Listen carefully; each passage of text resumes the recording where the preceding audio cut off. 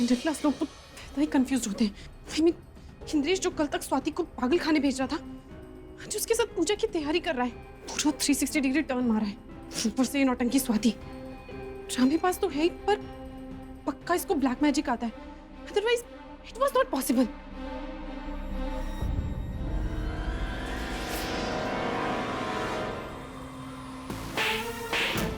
भगवान ने 2 आंखें क्यों दी है तुम्हें?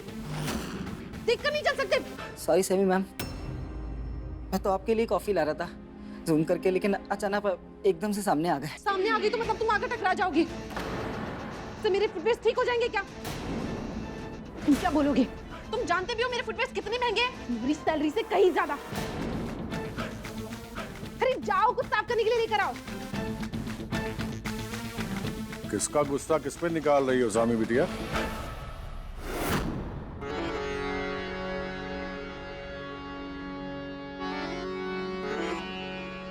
गरीब पर गुस्सा करने से क्या फायदा?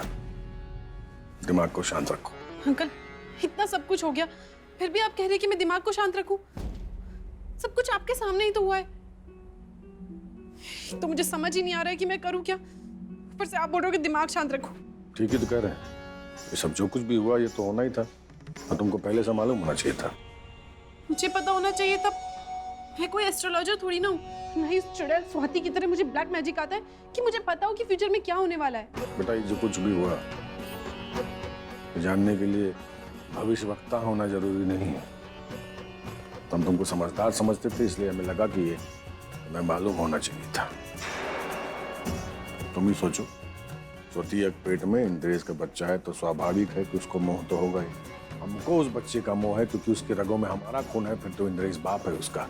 तो सोचो उसके अंदर कितना मोह होगा। You got a point, uncle. मुझे खुद ही ये बात समझ जानी चाहिए थी और पूरी तैयारी करके रखनी चाहिए थी। पर अब जो हो गया सो हो गया। I can't undo it। आप ही बताइए ना, मुझे क्या करना चाहिए? अब क्या करना है? किसी भी तरह इस पूजा को भंग करना है। इंद्रेश और स्वाति ने अगर साथ में पूजा कर ली तो सब मामला गड़बड़ हो जाएगा। स्वाति मर चुकी थी। इंद्रेश के पूजा ने, वट सावित्री के व्रत ने उसको मौत के मुंह से वापस लाया। तुमने देखा होगा, और ये पहली बार नहीं है, कई बार हो चुका है। जब जब इन दोनों ने साथ में पूजा पाठ किया है तब तब वही हुआ है जो स्वाति की इच्छा रही है। इसलिए तुमको किसी भी तरह इस पूजा को भंग करना ही होगा। मैंने अमेरिका से डिग्री ली अंकल, 10-10 रिजॉर्ट्स की मालकिन। वो नौटंकी स्वाति एक गंवार और बेवकूफ औरत है। मेरे सामने ज्यादा देर टिक नहीं पाएगी। आप बस देखते जाइए, किसी हाल में इनकी ये पूजा कंप्लीट नहीं होने दूंगी। जब बात शाबाश। लेकिन एक बात याद रखना, हमारे बेटे हमारे पोते को कुछ नहीं होना चाहिए। उनको कोई पाप नहीं लगना चाहिए। डोंट वरी अंकल, इंद्रेश और उसके बच्चे की मुझे भी फिक्र है। उन दोनों को कुछ नहीं होगा। मेरा शिकार तो सिर्फ और सिर्फ वो स्वाति है।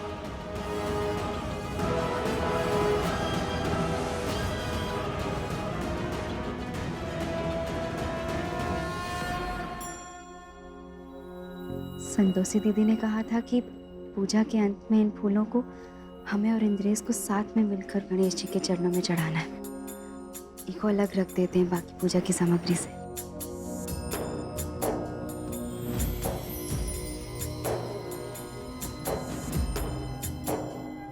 हे भगवान, हम कपूर लाना तो भूल ही गए। अच्छा हुआ पूजा से पहले याद आ गया हमें, अभी लाते हैं।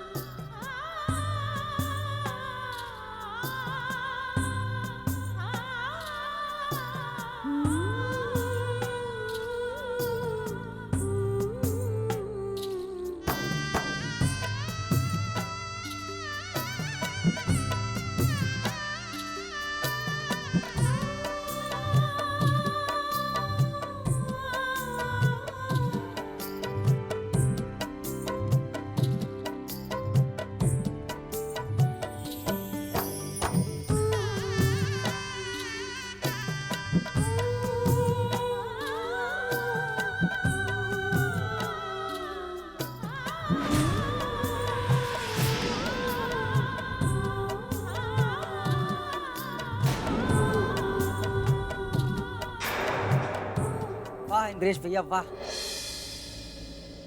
क्या सुपर डुपर स्टाइल से मांग भरी है आपने स्वाति दीदी की।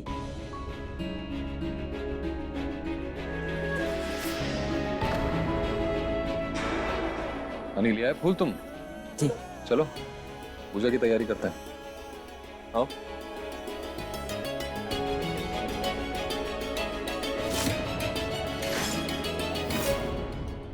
अरे स्वाति, ये देखो, ये कपूर तुम वहीं भूल आई थी। लो। धन्यवाद भाभी, हम ही को ही लेने आ रहे थे, पर रास्ते में इंद्रेश से टकरा गए जल्दी जल्दी में।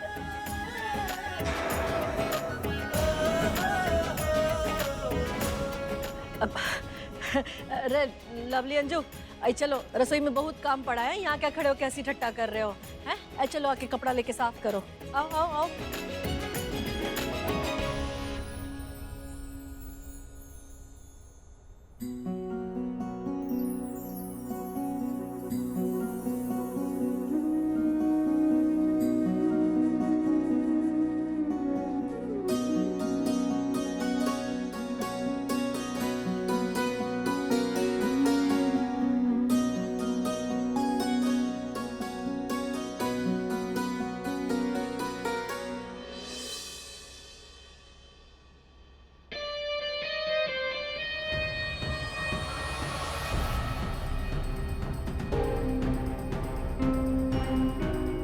ये औरतें पूजा की इतनी तैयारी कर रही हैं, तो पूजा बर्बाद करने का क्लू भी यही देंगी।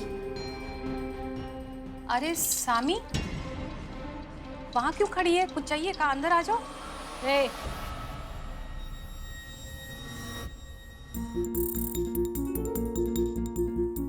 नहीं आंटी, वो आप सबका एक साथ इतना डेडिकेशन के साथ पूजा की तैयारी करना मुझे बहुत क्यूट लगा।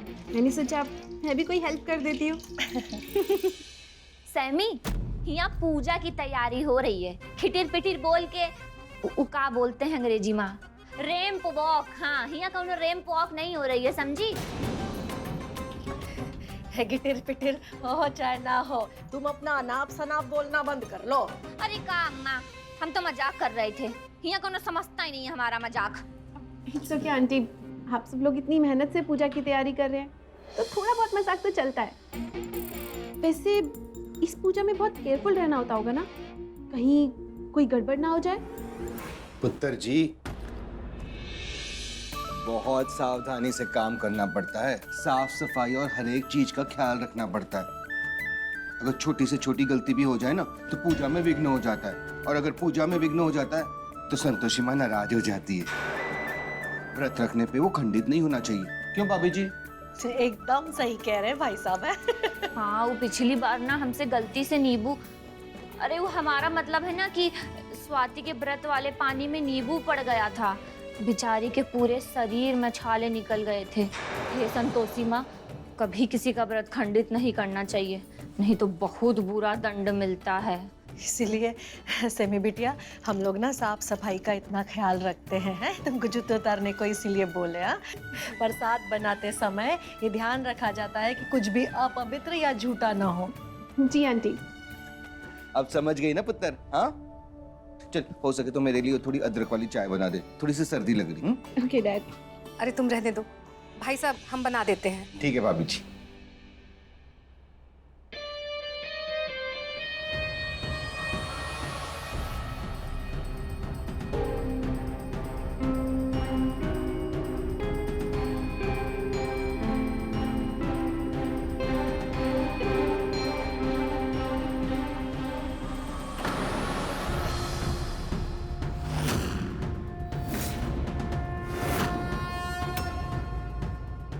हमने तुम्हें यहाँ इसलिए रोका है क्योंकि हम अकेले में तुमसे कुछ बात करना चाहते थे, जिससे तुम्हारे ईगो को ठेस ना पहुंचे और शायद तुम समझ भी जाओ। नंबर 1 स्वाति, मेरी ईगो को हर्ट करने की तुम्हारी औकात नहीं है। और नंबर 2, मुझे सब कुछ समझ आता है, तुम मुझे क्या समझाओगी? हम जानते हैं तुम गुस्से में ये सब कुछ कह रहे हो क्योंकि इंद्रेश और हमें साथ में नहीं देख पाए, इसलिए किसी बात का बुरा नहीं मानेंगे तुम्हारी। पर तुम चाहो या ना चाहो, जो हम बोलना चाहते हैं वो बोल देते हैं।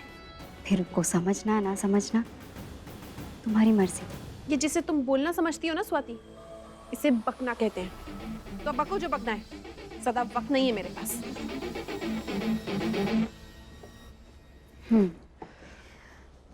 तुम्हें आश्चर्य हो रहा होगा ना सैमी, इंद्रेश को हमारे साथ देखकर, और शायद इस बात से भी आश्चर्य हो रहा होगा कि इंद्रेश हमारे साथ पूजा करने के लिए मान कैसे गए, है ना सैमी? हम जानते हैं तुम इंद्रेश को पसंद करती हो, और इसमें कोई बुराई नहीं है। मतलब किसी को कोई भी कभी भी पसंद आ सकता है, और पसंद को पाने के लिए इतनी सारी जिंदगियों के साथ खेलना सही नहीं है। तुम जो कर रही हो वो अपराध है सैमी, जबकि इंद्रेश वही कर रहा है जो को करना चाहिए। भक्ति भावना उनके व्यक्तित्व में है, इससे उसे कोई अलग नहीं कर सकता। और यही हाल हम दोनों के संबंध का भी है। हमारा प्यार और ये अटूट बंधन एक दिन में नहीं बनाया है हमने सैमी। कठिन परिश्रम के बाद हमने अपने रिश्ते को खड़ा किया है सैमी। कोई 2 दिन में आके इसे कैसे तोड़ सकता है? तुम तो डायलॉग बाजी करते करते प्रवचन देने लगी। तुम्हारी मांग में थोड़ा सा लाल रंग क्या डल गया? तुम खुद को दुनिया की सबसे इंटेलिजेंट औरत समझने लगी हो ना। ये घटिया ज्ञान जाकर ना किसी और को देना। और मेरी बात कान खोलकर सुन लो, इंद्रेश तुम्हें कभी नहीं मिलेगा।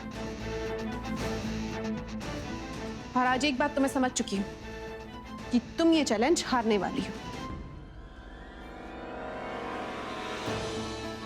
सैमी, पता है एक फिल्म में किसी ने कहा था कि एक चुटकी सिंदूर की कीमत तुम क्या जानो।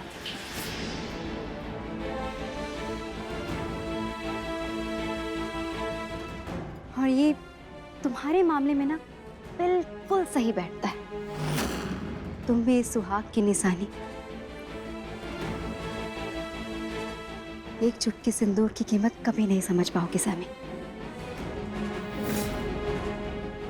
इसकी शक्ति का तुम्हें अंदाजा भी नहीं है कि क्या कर सकता है। याद है मैंने तुमसे कहा था कि इंद्रेश को जिस दिन ये एहसास होगा कि वो कुछ पाने के चक्कर में कहाँ पीछे छोड़ रहा है, वो सब कुछ सही कर देगा। और आज वही दिन है सैमी। तुम बस देखती जाओ, इंद्रेश खुद हमारे साथ पूजा पूरी करेगा, और तुम्हारा ये नकारात्मक प्रभाव उस पर से हमेशा के लिए हट जाएगा। आज उसकी सारी गलतफहमियां दूर हो जाएंगी। Enough is enough, Swati. Just stop it.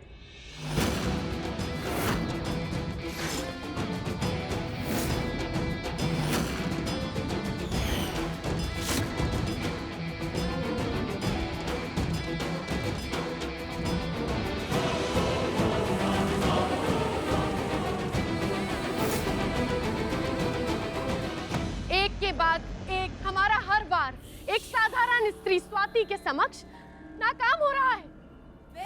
ये तो असंभव था। ये कैसे संभव हो गया गुरुदेव?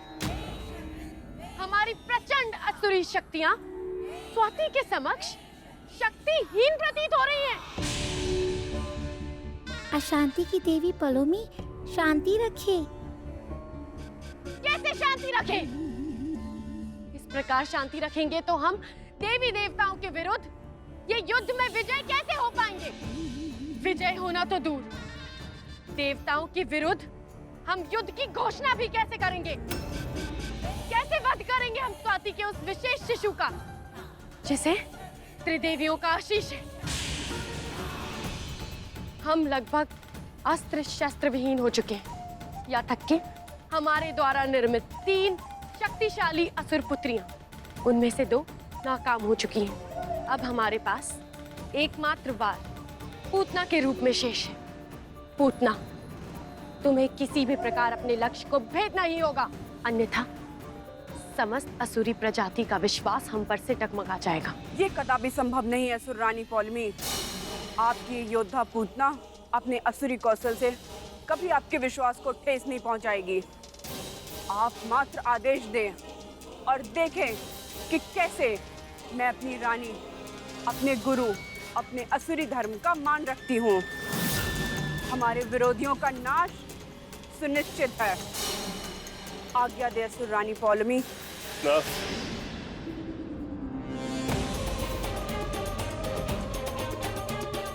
हम पूतना के भाव की प्रशंसा करते हैं, परंतु अब से हमें एक एक चाल अत्यंत सावधानी एवं सूझबूझ के साथ चलना होगा। पूतना, गुरुदेव दूरंदेशी हैं। जब तक गुरुदेव का स्पष्ट आदेश नहीं आता, तुम्हें संयम रखते हुए प्रतीक्षा करनी होगी। जैसी आज्ञा असुर रानी पौलमी।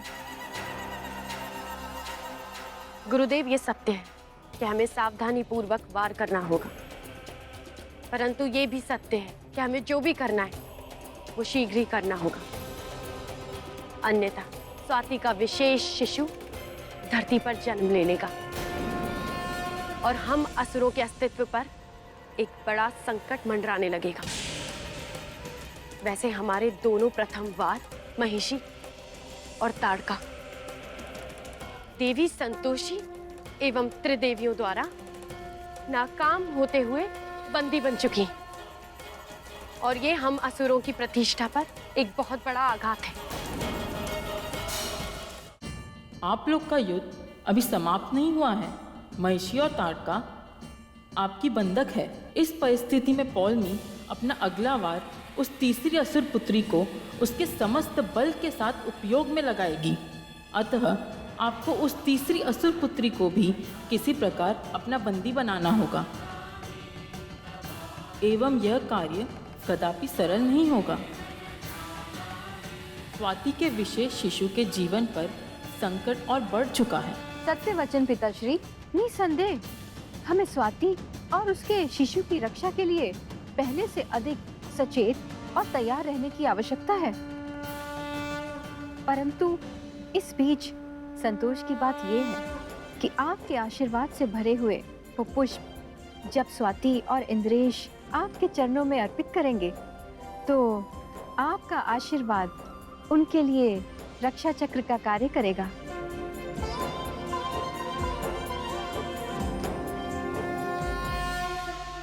शीघ्र ही कोई उपाय बताइए गुरुदेव।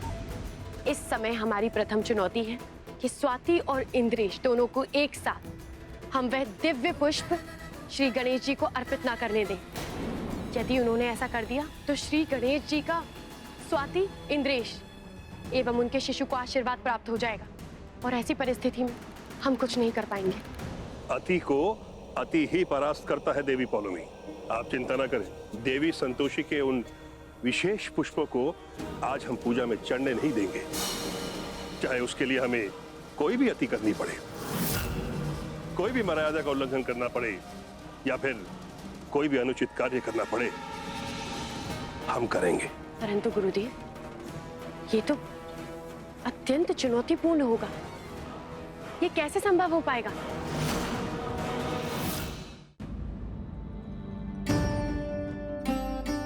ऐसा क्या लिखा है इन पत्रों में पुत्र गणेश, जिनके पठन से ही आप चिंतित होने लगे? क्या आप उस तीसरी असुर पुत्री के विषय में कुछ पठन कर पाए? जी माता, इसमें उस पुत्री के विषय में समस्त वर्णन है, जो कि अत्यंत चिंता का विषय है, क्योंकि आपके समक्ष एक भव्य चुनौती खड़ी है।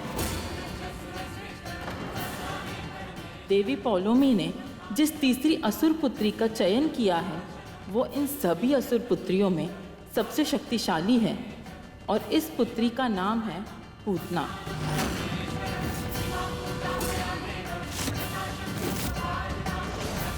आप सभी को पूतना के विषय में ज्ञात तो होगा ही कि वो कितनी मायावी है। इसके पास असीमित नकारात्मक ऊर्जा एवं असुरी शक्तियाँ हैं। ये रूप बदलने में प्रवीण है। ये कुशलतापूर्वक किसी का भी रूप धर कर अपने विरोधी का छल पूर्वक दमन कर सकती है। ये वही पूतना है जिसने छल पूर्वक बाल कृष्ण को अपना स्तन पान कराकर उनका वध करने का प्रयास किया था। वो तो स्वयं अवतार थे, इसलिए पूतना नाकाम हुई एवं श्री कृष्ण के हाथों मृत्यु को प्राप्त हुई। अन्यथा कोई और होता तो पूतना की माया जाल से सकुशल निकलना असंभव था। एक अबूझ बालिका जिसका अभी जन्म भी नहीं हुआ, उसके वध के लिए देवी पौलमी ने पूतना जैसी विनाशिक शक्ति को पुनः जीवित किया है। ये देवी पौलमी का अत्यंत निंदनीय कृत्य है। वो देवी संतोषी को पराजित करने की लालसा में समस्त मर्यादाओं का उल्लंघन करने पे उतारू हो चुकी है। पुत्री संतोषी से सदैव पराजित होते हुए उसका अपने संयम पर से नियंत्रण हट चुका है। जी माते, पूतना का चयन इसी बात को दर्शाता है। पूतना के रूप धरने की क्षमता का कदाचित वो पूरा उपयोग करेगी। वो इस ब्रह्मांड में किसी का भी रूप धर सकती है। त्रिदेवियाँ आपका भी एवं पुत्री संतोषी आपका भी।